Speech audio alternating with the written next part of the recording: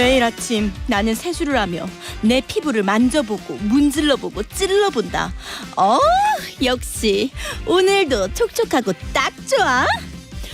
그런데 오늘 푸석하고 망가진 얼굴을 발견하고 말았다. 오마이갓, 피부.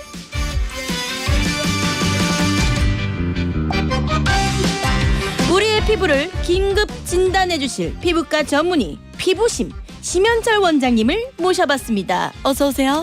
만나서 반갑습니다. 반갑습니다. 제가 굉장히 피부에 관심이 많거든요. 네. 지금 보는 라디오 보고 계신 분도 계시니까 네. 한번 인사 한번 부탁드려요. 안녕하세요. 저는 피부과 전문의 심연철입니다. 다들 지금 난리 났습니다. 네. 뭐 궁금한 거 너무 많이 올려주시고 계시고 지금 보는 라디오 문자에도 엄청 많이 올려주고 계시는데 네. 강남의 모 피부과 대표 원장님이시자 너튜브 또 피부심으로도 사랑을 받고 계시잖아요. 네. 저희가 그냥 대충 이렇게 부르지 않아요. 되게 잘하시고 유명하신 분을 불렀거든요. 영광입니다. 네. 그리고 지난주 방송 나가고 반응이 어땠어요? 많은 분들이 들어주셔가지고 네, 제가 생각보다 직원분들 빼고는 말씀 안 드리고 왔는데 네. 많은 분들이 들어주시고 또 원체 박세님이 잘해주시고 박세민님의 이러한 높은 텐션과 제 저음이 좀 잘 어울렸다 이런 얘기들이 좀 있긴 했습니다. 그러니까요. 사람들은 저보고 기 빨린다 이렇게 하는데 저는 기를 드리는 거예요. 맞아요. 네, 그리고 지금 이것도 라디오로 이제 좀 많이 듣는구나라고 느낀 게 네. 그 어디 버스였지? 999번 버스 기사님들 기사님이 오늘도 듣고 계시려나? 아무튼 버스 기사님들도 이 라디오를 틀어놓고서 운전을 하신다고 합니다. 그렇죠. 너무 좋아요. 자, 그럼 문자 이제 오고 있는 동안 본격적으로 한번 코너를 시작해 보도록 하겠습니다. 와, 오늘의 주제 여러분 기대해도 좋습니다. 대박, 진짜 대박이에요. 바로 다양한 피부 고민이 있지만 가장 대표적인 고민이 있죠. 바로 여드름입니다. 여드름. 홈페이지에 마련된 오마이갓 피부 코너 게시판이랑 실시간 질문으로 가장 많이 온 게 여드름입니다. 그렇죠. 이 여드름 녀석. 네. 이 녀석은 왜 항상 인간과 함께일까요? 여드름은 일단은 사계절 내내 오세요. 네, 봄, 여름, 가을, 겨울. 왜냐하면 피지에 염증이 생기는 게 여드름이기 때문에 네. 이거는 사실은 피지 발달이 많으면 누구나 생길 수밖에 없어요. 네. 맞아요.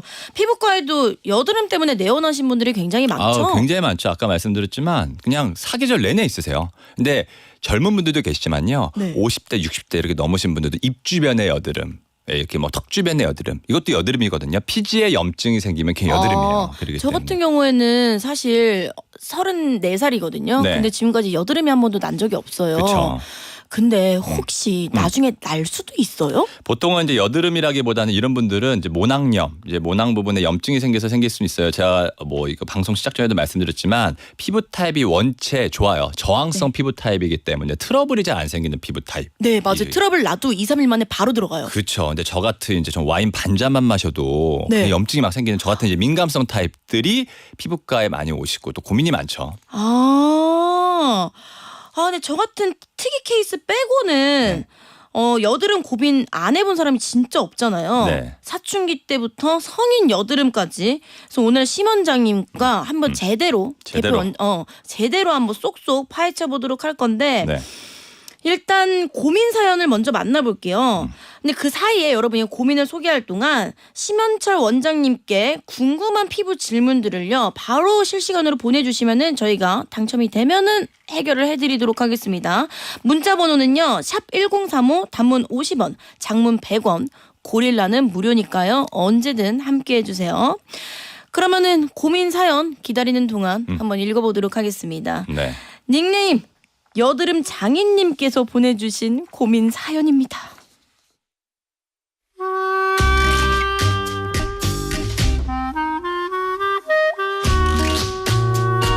저는 10대부터 20대 후반인 지금까지 여드름이 없던 적이 없는 여드름쟁이입니다.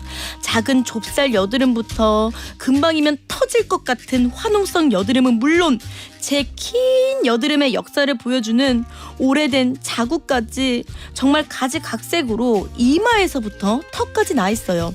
다행히 손재주가 좋았던 저는 화려한 메이크업 기술로 여드름 피부를 감쪽같이 잘 가리고 다닐 수 있었죠. 그래서 현재 잘생긴 남자친구와 만나고 있답니다. 근데 남자친구는 자주 이런 얘기를 해요. 자기는 어쩜 이렇게 피부가 좋아? 우리 누나는 더럽게 잘 안 씻고 자니까 맨날 막 여드름이 덕지덕지 나더라고. 아니 난 잘 모르지만 여드름이 꼭 안 씻어서 나는 건 아닐걸? 에이 아니야. 안 씻어서 나는 거야.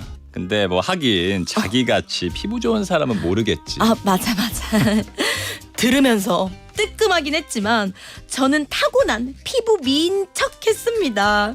그렇게 잘 사귀는 듯 싶었지만 드디어 올 것이 온 겁니다. 이번 연말에 남자친구랑 같이 동남아 여행을 가기로 했거든요. 남자친구에겐 너무 신나는 척했지만 사실 요즘 걱정투성이입니다. 거기서 물놀이도 할 거라서 남자친구가 이번엔 분명 제 맨 얼굴을 보게 될 텐데 저에게 실망하면 어쩌죠? 제발 한 달 안에 조금이라도 제 여드름을 진정시킬 수 있는 방법 없을까요? 저 좀 살려주세요, 쌤. 남자친구랑 여행을 앞두고 화장으로 화려한 기술로 숨겨왔던 여드름이 고민이라는 사연이었는데 여드름 한 개만 나도 굉장히 내가 못생겨 보이고 신경이 엄청 쓰이잖아요. 네. 먼저 선생님 저기 진짜 묻고 싶은데 일단 가장 원초적이고 기본적으로 단순한 질문부터 들어갈게요. 네네. 여드름은 왜 나는 거예요? 그러니까 여드름은요. 피지라는 곳에 염증이 생기면 여드름이에요. 그러니까 나이 5, 60 돼도 피지에 염증이 생기면 여드름이에요. 사춘기라고 해서 여드름이 나는 게 아니라 그냥 피지라는 공간에 염증이 생기면 여드름인데 우리가 헷갈리는 경우가 많아요. 모낭염이라고 그래서 그러니까 모낭 부분에 외부에 있는 세균들이 감염되어도 여드름처럼 약간 올라오기 때문에 많이 착각을 해서 의사분들도 감별 못 하시는 경우가 있는데 네. 그건 여드름이랑 좀 다릅니다. 근데 지금 사연 속 주인공처럼 화장으로 여드름을 가린다고 했잖아요. 네. 그럼 굉장히 두껍고 굉장히 진하고 덕지덕지 바르실 거란 말이에요. 네. 반복 아니야? 이거 막 좋고 안 좋고 반복이잖아요. 맞죠? 그렇죠. 일단 화장을 하면 여드름에 왜 안 좋냐면 네. 여드름이 생기는 원인을 보면 알 수가 있어요. 자, 제가 이제 땅의 비유를 할게요. 피부가 땅이에요. 또 비유의 장인 나오셨다. 네, 거기에 이제 기름샘이라는 피지가 있어요. 타고나게 기름샘이 많이 발달한 사람이 있고 네. 적게 발달한 사람이 있어요. 세미님처럼. 네. 이런 사람들이 피지가 계속해서 만들어지는데 사춘기 때는 거기가 각질화라고 그래가지고 입구가 좁아져가지고 피지가 저류가 되니까 염증이 되죠. 네. 근데 공간이 넓게 되면은 피지가 많더라도 그 공간이 쑥쑥 분비가 되니까 그냥 모공만 넓고 여드름이 안 생기는 분들도 있긴 있어요. 자, 근데 지금처럼 나이가 20, 30대가 넘어가면 뭐가 많아지죠? 메이크업 빈도수가 많아지잖아요. 맞아요. 가릴 것도 많아지고. 그렇죠. 그러니까 모공에 애매하게 이 메이크업 성분들이 막는다거나 하게 되면은 이 피지들이 원활하게 분실이 못 되니까 당연히 염증이 될 가능성이 높아지죠. 그렇다고 안 가리고 다닐 수는 없잖아요. 그렇죠. 그러니까 메이크업 빈도수를 정말 줄여야 돼요. 그러면 여드름이 종류가 굉장히 다양하잖아요. 네. 뭐 좁쌀, 화농성, 그리고 막 이게 또 여드름이 나다 보면 자국까지 생길 거고. 그렇죠.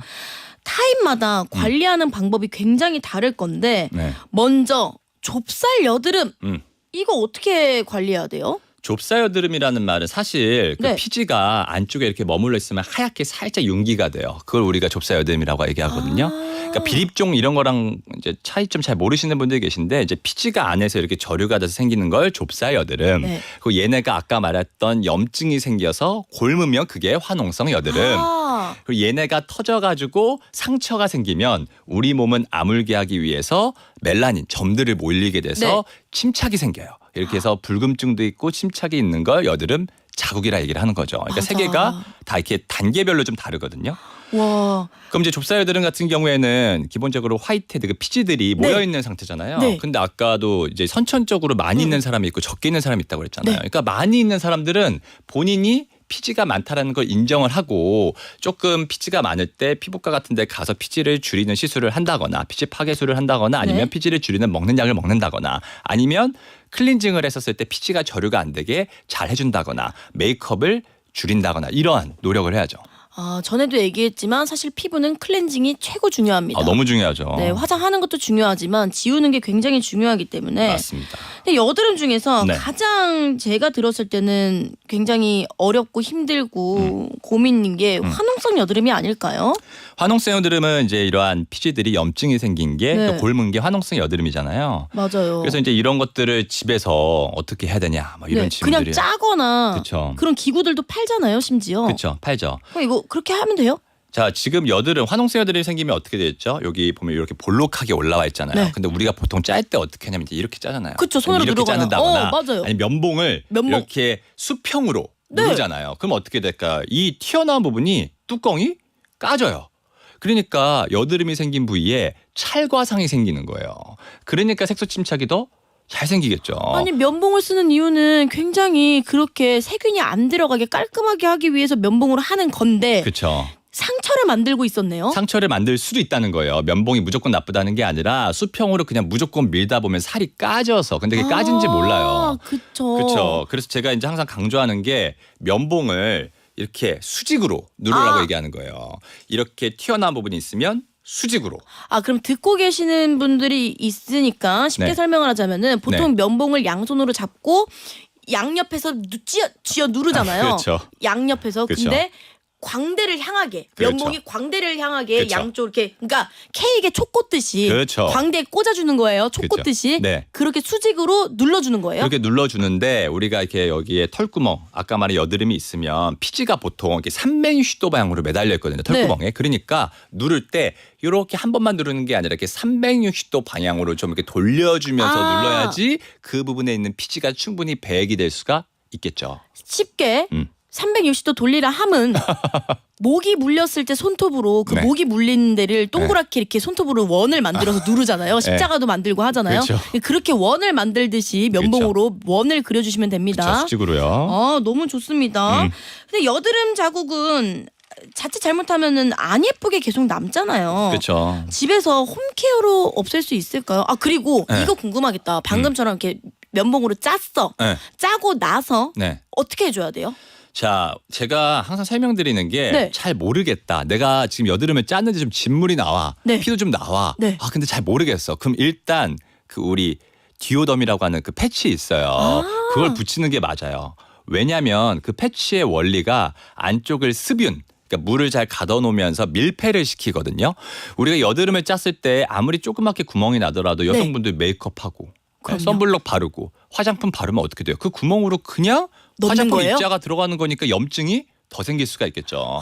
그러니까 우리가 기본적으로 잘 모르겠으면 일단 진물 나고 좀 피 좀 난다. 그럼 일단 디오덤 붙이는 거예요. 그 위에 메이크업을 하고 그 위에 선블록을 하고. 자외선도 안 들어가겠다. 그렇죠. 자외선도 막아줄 수가 있는데 물론 자외선은 그 디오덤 자체가 차폐율이 막 있는 건 아니어서 어차피 우리가 디오덤 붙이고 그 위에 선크림을 바를 거기 때문에 그렇게 해서 차폐를 해줘야죠. 오. 그러면은 사춘기 여드름이랑 성인 여드름이 다르죠? 네. 그럼 다르게 그렇죠. 관리를 해야 되나? 자 일단 사춘기 여드름은 생기는 네. 위치가 주로 어디예요? 이마, 네. 양쪽 볼 막 이런 데잖아요. 네, 우리 맞아요. 전형적으로 보이는 그 어린 친구들에 있는 여드름이고 성인 여드름은 주로 어디냐면 입 주변. 막 턱 이렇게 조그맣게 한두 개씩 나는 거 얘기하는 네. 거거든요.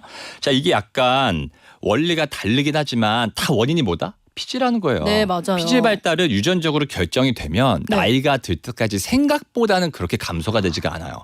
그렇기 때문에 우리가 생기는데 사춘기 때는 아무래도 피지량이 그래도 제일 많은 시기고 이러니까 네. 피지가 많으니까 어떻게 잘해줘야 될까요? 세안을 잘해줘야 세안 돼요. 정말 중요하죠. 그렇죠. 그러면 성인 여드름은 어떤 게 중요하냐면 성인이 돼서는 뭘 하죠? 우리 메이크업을 화장. 하잖아요. 네. 그러니까 메이크업의 빈도수를 최대한 줄여주고 또한 성인 되면 사춘기 때에 비해서 더 건조하잖아요. 네. 수분의 함유량이 줄거든요. 맞아요. 그러니까 피지 발달이 유전적으로 많은 사람들이 내가 너무 건조해. 그러니까 막 오일리한 거 바르다 보니까 모공을 본인이 화장품으로 막고 있는 거예요.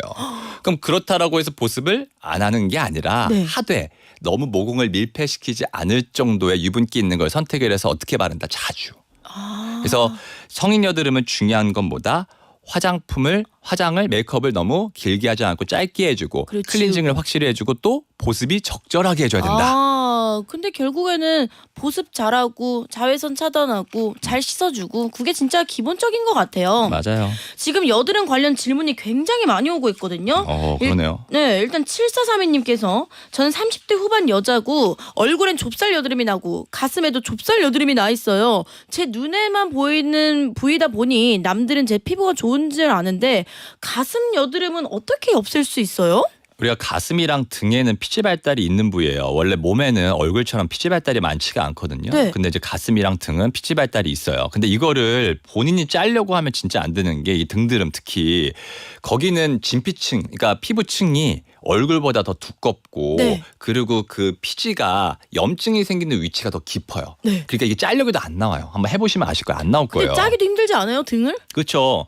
그렇기 때문에 이걸 짜려고 하면 상처가 생길 수가 있다는 거예요. 그래서 이거는 개인적으로 저는 가슴 여드름이나 등드름은 그러니까 안 보이는 부위이기 때문에 뭐 피부과에 안 가시는 건 괜찮은데 그게 거슬린다. 특히 여성분들 같은 경우에 가슴 쪽 파인 옷을 입었었을 때 네. 거슬린다. 그럼 이거는 진짜 피부과 가보는 게 좋아요. 아마 이러신 분들도 굉장히 많을 거예요. 네. 뭐 연인이거나 부부 네. 사이에서 서로 등을 짜주거나 아니면 가족들도 그렇고 그쵸. 그런 경우가 있을 건데 네. 그거 되게 쉽게 생각했다가 여러분 상처 될 수 있죠. 상처가 될 수 있으니까요. 절대 그냥 함부로 막 서로 짜주고 그러진 마세요. 네.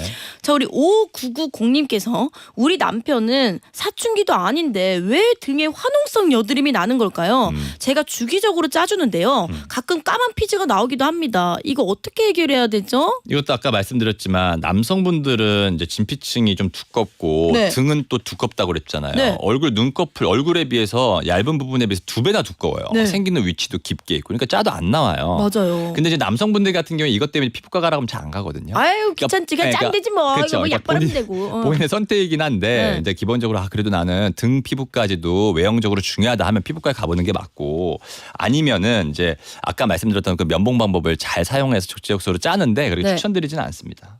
추천은 하지 않는다고 합니다. 네.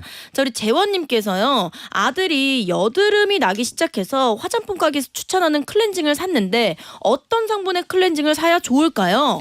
자, 지금 말씀드린 분은 아마 제가 봤을 때 사춘기 아들분이실 것 같아요. 네. 아드님이실 것 같으세요. 그러니까 나이가 젊은 분이고 아드님 남성분이시죠. 그럼 피지 발달이 많을 가능성이 되게 높아요. 한창. 그렇죠. 근데 지금 자꾸 문제가 네. 이러한 뭐 유튜브나 아니면 화장품 광고들이 무조건 순한 거 써야 된다. 피부에 자극 준다. 막 약산성 써야 된다 하면서 무조건 pH를 막 엄청 낮은 걸 써야 되는 것처럼 얘기를 하는데 네. pH가 너무 낮은 거를 쓰게 됐었을 때 이러한 피지를 올바르게 닦여내지 못하는 경우가 많아요. 그러니까 저희가 항상 얘기하는 게 이게 우리나라가 유독 심하거든요. 미국은 실질적으로 이 정도로 약산성 세안제의 비중이 높지 않아요. 네. 근데 우리나라는 막 이렇게 광고하니까 옆 회사에서 만들었어. 우리도 약산성 pH 낮춰. 이러다 보니까 이렇게 피지 발달이 많거나 사춘기 분들이 그렇게 하니까 못 닦아내는 거예요. 피지 자체를. 그래서 저류가 될 수가 있어요. 그래서 이제 뭐 굳이 말하자면 약 알칼리인데 일반 세안제를 쓰시는 게 좋고요. 너무 약산성은 피하는 게 좋아요. 이런 분들은. 약산성은 좀 피해서 사용하기 권장한다고 합니다. 그리고 권지희님께서 여드름 자주 생기는 사람은 기름진 음식을 많이 먹어서 그렇다고 하는데 여드름 생기면 채식 위주로 먹어야 될까요? 자, 이거 틀린 말은 아니에요. 음식도 실제로 제가 뭐 제 너튜브에서도 이거 언급을 많이 했었지만은 음식이 영양을 많이 주는 건 맞는데 네. 그러니까 영양을 주는 건 맞아요. 근데 우리 먹는 건 잘 먹어야 되잖아요. 제가 가끔 이제 막 보호자분들 오셔서 우리 애 이거 먹으면 안 되고 저거 먹으면 안 되죠? 막 이러면서 저희한테 대답을 막 강요해요. 원장님 안 된다고 해주세요. 막 이런 눈빛으로. 네. 근데 실질적으로 우리 먹는 건 잘 먹어야 되잖아요. 근데 맞아요. 피지는 제일 중요한 건 유전성이 제일 커요. 그러니까 유전성이 제일 큰데 먹는 것들은 비중이 적긴 하지만 영양은 확실히 줍니다. 유제품, 아까 말한 기름진 거, 혈당 수치를 빨리 오는 음식은 높이는 음식은 피지 분비를 증가시키고 네. 채식이나 이런 것들은 확실히 줄이긴 해요. 하지만 그래도 아주 크지 않아요. 네. 지금 말씀하실 게 굉장히 많으신 것 같은데 저희는 더 자세한 이야기는 4부에서 해보도록 하고요. 문자 보내주시면 따뜻한 오후의 햇살 같은 널 매일 너와 함께 떠나고 싶어 파란 하늘만큼 두근거리는 하루마저 수다 박세미의 수다가 체질. 네, 박수채 4부 시작했고요. 지금 여드름 관련 질문이 너무 많이 오고 있어서 저희가 빨리 이야기를 해줘야 될 것 같습니다. 우리 권성환님께서 남편이 본인 여드름 짠 손으로 11개월 아기 얼굴 만지는데 여드름도 없나요? 왜 아니 11개월 아기 여드름 짠 손이 아니어도 손은 씻고 만져야죠. 어떻게 없나요? 여드름이 옵는다고 사실 얘기할 수는 없는데 우리가 여드름이 땄었을 때 그 진물이나 이런 것들이 피부 표면에 있는 다른 세균들을 가지고 있을 수는 있기 때문에 기본적으로 그 짠 손으로 그대로 아기들 만지는 건 좋진 않죠. 좋지 않다고 합니다. 박미성님께서 사춘기 아들이 이마에 여드름이 심한데 꼭 앞머리를 길어서 내리고 다녀요. 네. 머리카락이 여드름에 닿으면 더 심해지지 않나요? 라고 하는데 이거 어렸을 때라면은 앞머리 자르면 이 고민 진짜 많이 했잖아요. 그렇죠. 근데 이것도 반복이죠. 네, 근데 이거는 맞아요. 그러니까 앞머리 기르면 당연히 자극을 주는데 우리가 여드름의 원인 4가지 중에 하나가 염증 반응인데 당연히 머리카락이 닿고 있으면은 자극을 주고 또한 우리 머리 그냥 안 냅두잖아요. 뭐 왁스 바른다거나 네. 헤어 제품 바르니까 이 여드름 부위에 자극이 돼요. 그래서 여드름 있는 분들은 머리를 오픈. 네, 윗머리 꼭 걷어주세요. 앞머리 커튼 꼭 걷으라고 합니다. 김명함님께서 세수를 하다가 저도 모르게 여드름이 터져서 피가 나고 상처가 나는 경우가 많은데요. 여드름이 한참 골마 있을 때 세수를 어떻게 해야 되나요? 여드름이 한창 골마 있을 때 당연히 세수해야죠. 세수 안 하면 안 되죠. 그쵸. 왜냐하면은 피지 발달이 많은 분일 텐데 그럼 피지 닦아줘야죠. 네. 세안은 하는데 이제 할 때 여드름이 터지잖아요. 네. 그럼 아까 말씀드렸지만 디오덤을 일단 붙이는 게 맞아요. 바로 네, 잘 모르겠으면 일단은 곰고 피 나잖아요. 그럼 디오덤 붙이세요. 붙이고 병원으로 가는 게 제일 안전하겠죠. 네, 근데 스스로 아무는 경우들도 있어요. 네. 그렇기 때문에 우리가 디오덤을 붙인 다음에 또 여성분이시면 이제 메이크업이나 선블록 발라야 되잖아요. 네. 그 위에 선블럭이나 메이크업을 한다. 사놔야겠다 오늘 가가지고. 여러분 필수품입니다. 네. 그 얼굴에 여드름이 짜졌다 그러면은 바로 듀오덤을 붙여주는 게 가장 네. 좋습니다. 네. 자 우리 김희영님께서 여드름 약은 5년 이상 먹어도 되는 건가요? 아들이 계속 여드름 약을 먹고 있는데 오래 먹으면 안 좋을 것 같은데 피부과 가면 약을 처방해 줍니다. 독할 것 같은데? 자, 여드름 약의 종류가 몇 가지가 있어요. 네. 여드름 약의 종류가 몇 가지가 있는데 이제 피지를 억제시키는 약도 있고 우리가 항생제 계열의 약들도 있어요. 근데 자 이게 정말 많이 듣는 질문인데 약이 필요할 땐 써야 돼요. 피지 발달이 너무 많은 경우는 제가 병원에서 피지 파괴수를 하더라도 먹는 약을 어느 정도 씁니다. 근데 저 같은 경우는 이제 의사의 고견에 따라 다를 거예요. 근데 실질적으로 피지를 어떻게 이렇게 먹는 약을 통해서 줄이되 네. 저 같은 경우에는 계속 먹진 않고 어느 정도 먹다가 뭐 이틀에 한 번, 3일에 한 번. 또 일주일에 한 번 이렇게 줄여나가다가 네. 끊었다가 또 피지 발달이 좀 많아지는 경우에도 썼다가 이렇게 하죠. 저 같은 경우는. 이 방법 적어 놓으세요. 그럼 굉장히 왜냐하면 피부과 원장님께서 직접 하는 방법이니까요. 482 하나님께서 뾰루지랑 여드름은 다른 걸까요? 저는 늘 남편에게 당신 여드름 났다고 하는데 자긴 뾰루지라고 여드름 화장품 안 쓴대요. 다르나요? 자 이제 뾰루지랑 말은 조금 포괄적인 말이고 우리가 모낭염이랑 여드름은 다르긴 합니다. 네. 여드름은 피지에 생기는 염증이 여드름인 거예요. 짰을 때 뿌직 뭐 나온다거나 안쪽에 이제 피지 같은 것들이 뿌직이요. 선생님 뿌직이요. 네 안쪽에 뭐가 이렇게 좀 피지 같은 것들이 잡히는 경우에 염증이 생겼을 땐 여드름이고 네. 우리가 모낭염은요.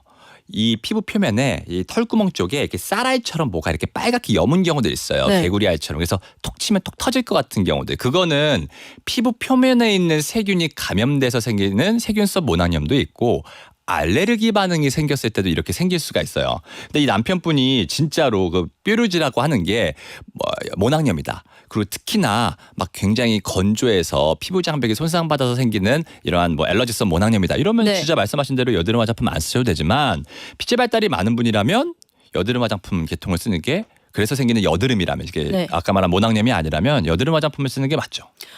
여드름이라면 여드름 화장품 쓰는 게 맞다고 하니까요. 일단 병원을 데려가서 여드름인지 뾰루지인지 먼저 확인부터 해주시는 게 가장 빠를 것 같고요. 네. 김영숙님께서 얼굴 보면 여드름 자국이 있는 분들이 있는데 혹시 손으로 뜯지 않고 병원 가서 치료받으면 자국이 안 생기나요? 자 병원에서 여드름으로 왔었을 때는 일단은 바늘로 구멍을 내요. 예, 그다음에 압축이라는 것을 써서 안쪽에 있는 피지를 이제 배출을 시키고 그다음에 염증 주사라는 거를 보통 넣거든요. 근데 이제 염증 주사는 결국 그 염증을 빨리 가라앉히는 거예요. 염증이 지속되는 시간이 길수록 네. 색소 침착이 생길 가능성이 높기 때문에 아무래도 염증 주사를 맞아서 염증의 기간을 짧게 줄여놓으면 무조건 안 생긴다는 건 아니지만 어느 정도 생길 가능성이 낮아진다. 이렇게 볼 수가 있죠. 100% 맹신하진 않대. 그래도 어느 정도 효과는 있다라고 합니다. 우리 김건주님께서 저는 남자입니다. 전 수염이 굉장히 빳빳하고 세게 나는데요. 친구가 제 얼굴을 보더니 수염이 피부에 박혀서 여드름이 올라오는 거라고 하더라고요. 그럼 어떻게 해야 되죠? 자, 아무래도 턱에 네. 생긴 여드름으로 말씀하시는 것 같아요.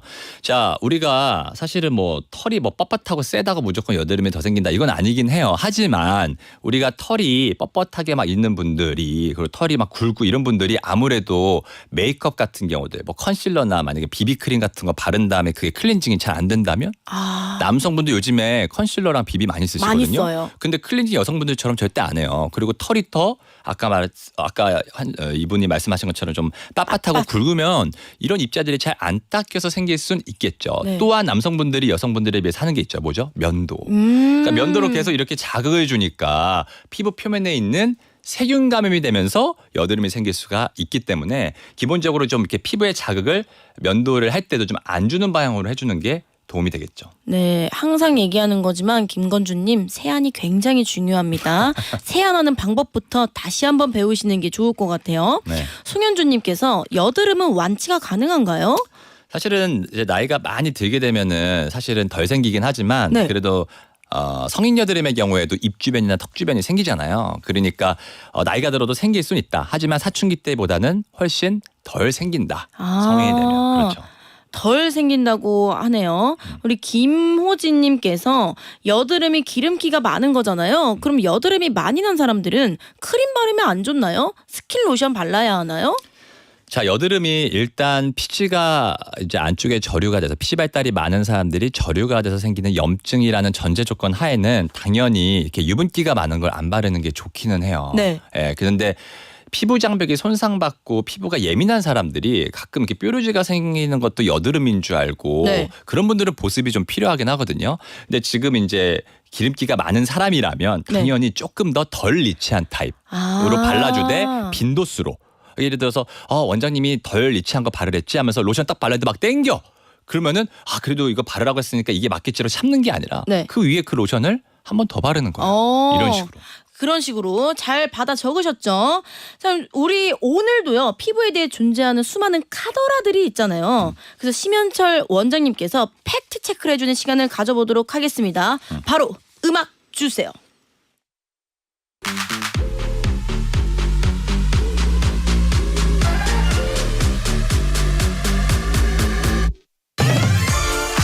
피부에 대한 다양한 썰에 대해 팩트 체크 해드립니다. 심현철의 팩트 체크. 자, 이병열님의 질문입니다. 학창 시절에 친구들이 제때 여드름을 안 짜면 다 점으로 변한다면서 볼펜 뚜껑으로 꾹 눌러서 짜줬거든요. 여드름은 짜지 않으면 진짜 점이 되나요? 선생님, yes or no? No. No. 다음 팩트 체크. 정다윤님께서 보내주신 사연입니다. 저는 얼굴이 잘 붉어지는 편입니다. 얼굴에 열기가 있으면 메이크업이 잘 뜬다고 하길래 화장품을 냉장고에 넣어두고 차갑게 사용하고 있는데요. 이거 피부에 도움되는 거 맞나요? 선생님, yes or no? No. 자, 다음 팩트 체크죠. 8832님의 사연입니다. 여드름의 위치에 따라 그 원인이 다르다고 하잖아요. 볼에 난 여드름은 소화계 문제, 턱에 난 건 스트레스, 그리고 이마에 난 건 수분 부족이라는 말이 있는데 이거 신빙성 있는 얘기예요? Yes or no? No.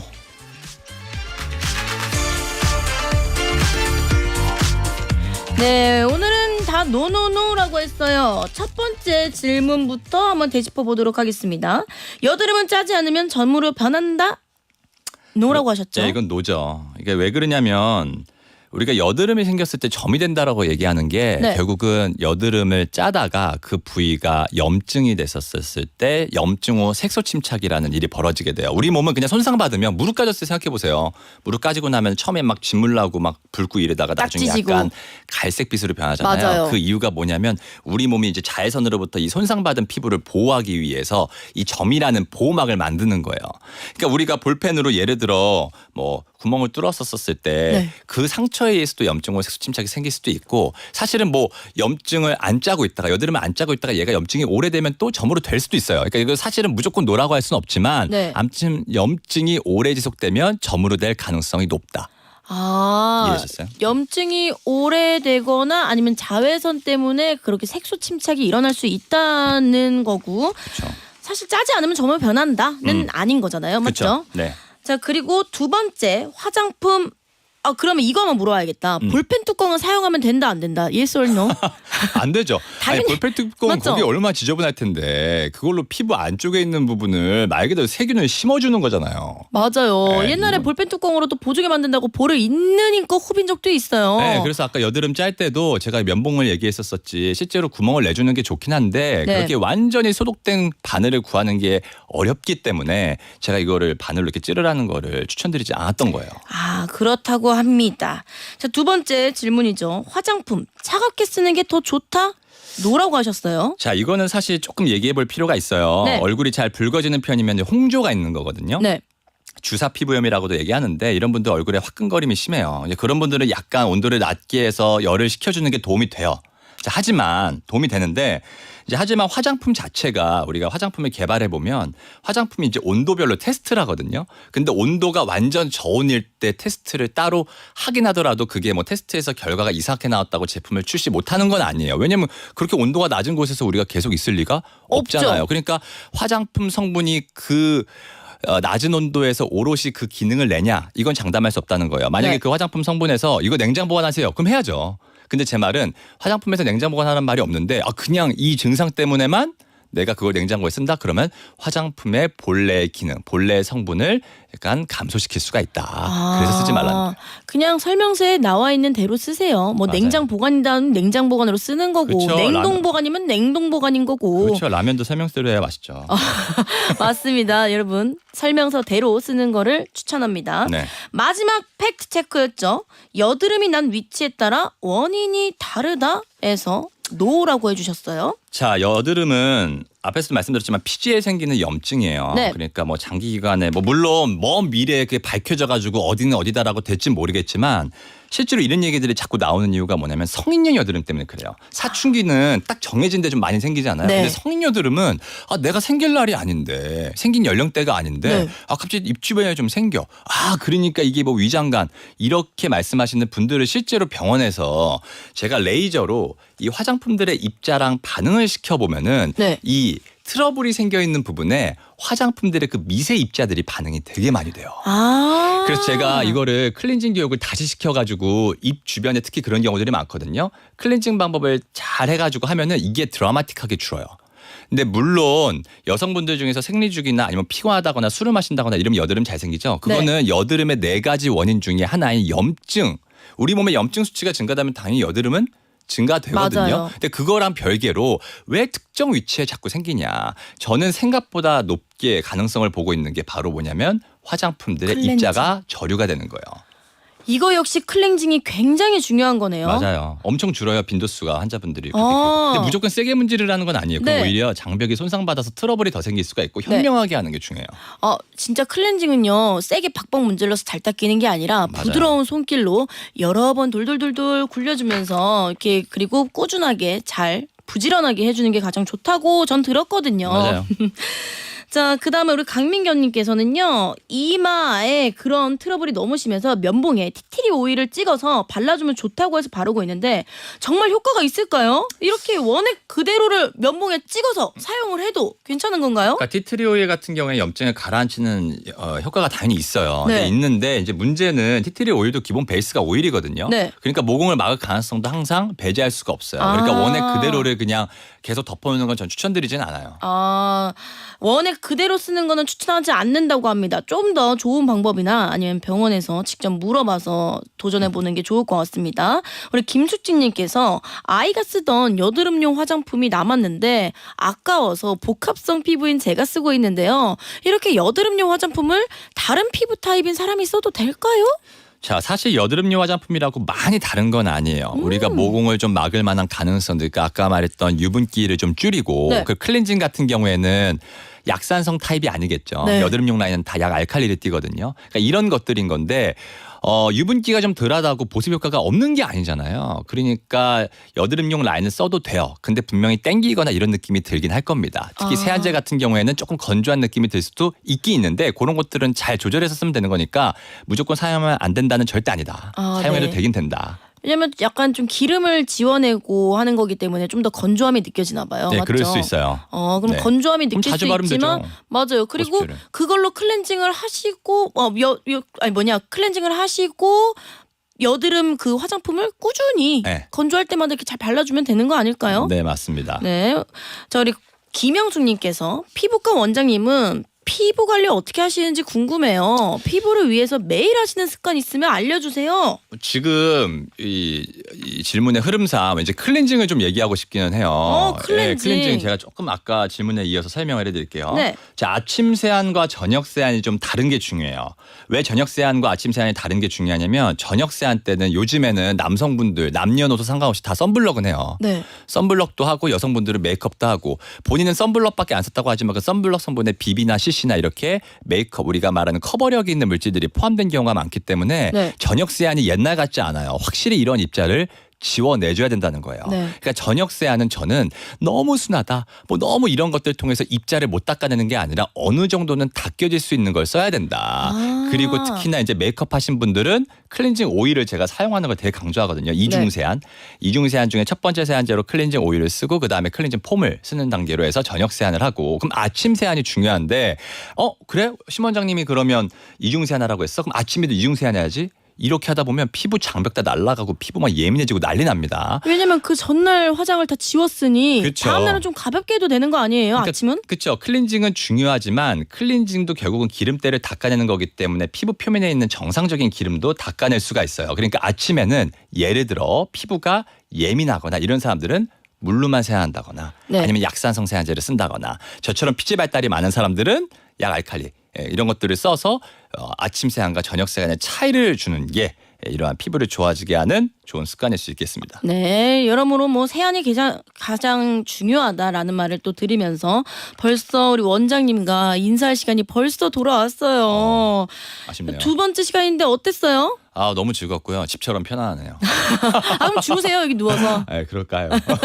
다음 주 수요일에도 저희 네. 심 원장님과 꿀피부를 위한 시간 가져볼 거니까요. 너무 아쉬워하지 말고 저희는 원장님 보내드리면서 광고 듣고 다시 올게요.